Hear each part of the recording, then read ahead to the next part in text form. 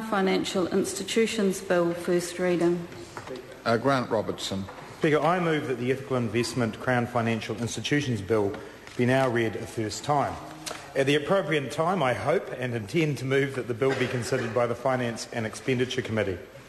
Mr Speaker, this bill seeks to ensure that our Crown financial institutions invest the money of New Zealanders in an ethical manner.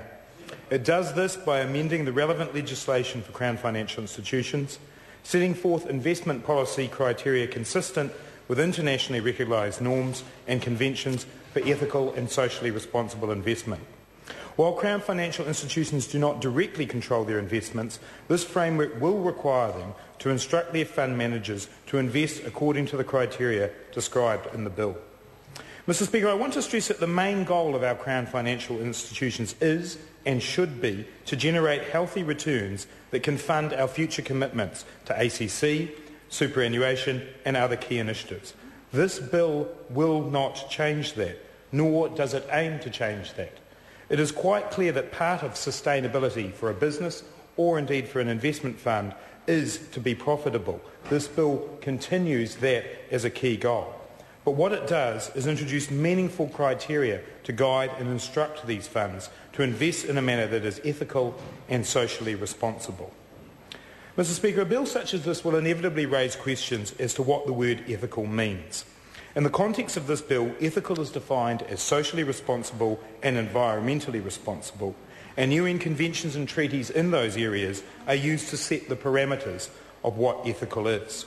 Essentially, this means that Crown financial institutions will be expected to invest in organisations that maintain good human rights and labour standards, who are conscious of their ecological footprint, and are not engaging in activities that are harmful to resources such as water, land and air. Ethical also requires that stakeholders are treated fairly and that the organisation maintains good governance, finance, ethical integrity and transparency. I want to take the opportunity to commend the investment policies that our Crown financial institutions are already implemented. At the same time, I want to pay tribute to my colleague Marion Street. She conceived this bill at a time when Crown financial institutions had no policies and had taken no action regarding their responsibility to invest as the law currently has it, so as not to prejudice New Zealand's international reputation. Marion Street, in her role as the Minister for ACC, worked hard with that organisation to improve their investment policies, and since then a number of other actions have been taken. In particular, the New Zealand Superannuation Fund has excluded investment in certain activities such as whaling, some nuclear weapons and landmine manufacturers. It has also engaged with companies using the UN criteria for socially responsible investment. And all of our Crown financial institutions have got rid of their investments in tobacco. Policies such as this should be encouraged and supported. Furthermore, their existence demonstrates that New Zealanders and the Crown financial institutions recognise the importance of ethical investment and are willing to act to implement it practically. However, they do not indicate that nothing else needs to be done, nor should they be seen as an excuse to sit back and fail to consider what else could be done. There are several reasons, I believe, why changes are desirable.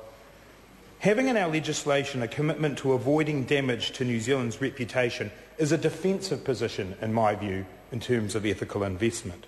Parliament should be acting not only to back up the ethical investment policies we already see from our Crown financial institutions, but to extend them in a positive manner. This bill would establish Crown financial investment ethical investment criteria as law, not relying simply on whether the guardians of the super fund at a particular time believe that this is a good thing, or whether a particular minister wants to encourage it with the Accident Compensation Corporation. But it would actually put it in law, give some consistency across our Crown financial institutions and extend the policies. It would also demonstrate Parliament's support for ethical investment. Ethical investment policies for our Crown financial institutions do need streamlining, clarity and consistency. At present, legislation for all of the Crown financial institutions remains vague and inconsistent when it comes to what ethical investment might actually mean. My bill would remedy this by creating consistent and extended ethical investment criteria across the Crown financial institutions. It would also provide more direct guidance to the managers of the funds. And importantly, Mr Speaker, as I said before, this would occur without taking away any of the funds decision-making power. The bill also aims to improve accountability and transparency by requiring more adequate reporting of the social and environmental impacts of each Crown Financial Institution's investments. Such reporting practices would also bolster the Crown Financial Institution's ability to respond to public interest. While the changes that have been made by the Superannuation Fund and ACC are to be applauded, there are still issues around reporting and around engagement with those investment managers and companies on how they go about interpreting ethical investment. Mr Speaker, the New Zealand people support ethical investment. We saw this when the public opposed the super fund's investments in companies involved in cluster munitions and nuclear weapons. The public sentiment is also backed by civil society groups who are active in New Zealand in support of Crown Financial ethical investment. Such groups include Investment Watch and the Council for Socially Responsible Investment, who I thank for their support and encouragement on this bill. I've also received support and encouragement from organisations such as Amnesty International and Oxfam, and a much broader group of non-governmental organisations around the world are working hard to encourage this work. Mr Speaker, internationally there is increasing support for ethical investment and a growing trend amongst both public and private investors to invest ethically. The UN has endorsed ethical investment.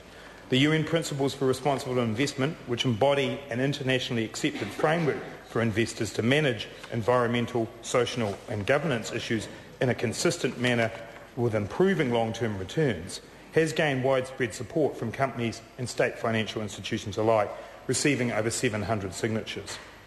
Other countries have adopted ethical investment policies for their state institutions. A particularly successful example is the Norwegian pension fund GPF Global. This is the second largest sovereign wealth fund in the world, with assets of over $400 billion. Its investment decisions must be consistent with a set of ethical guidelines. These are extensive guidelines, Mr Speaker. For instance, the assets of the fund shall not be invested in companies which themselves or through entities they control produce weapons that violate fundamental humanitarian principles, produce tobacco or sell weapons, people who undertake serious or systemic human rights violations such as murder, torture, the deprivation of liberty, forced labour, the worst forms of child labour and other child exploitation, serious violations of the rights of individuals in situations of war, severe environmental damage, gross corruption and other particularly serious violations of fundamental ethical norms. Mr Speaker, this fund is able to be successful with that criteria. Another aspect of the Norwegian fund's operations that I think is useful and something that we can talk about further if this bill proceeds is the ability for them to establish relationships with companies who the fund invests with in order to observe their behaviour and to ensure that it is ethical. Because it's important in this that this becomes a positive measure rather than a defensive measure. Companies who are seeing their investments potentially withdrawn will want to know in advance that that is a possibility and potentially change their behaviour. So the Norwegian Council of Ethics is involved in observing the behaviour of individual companies.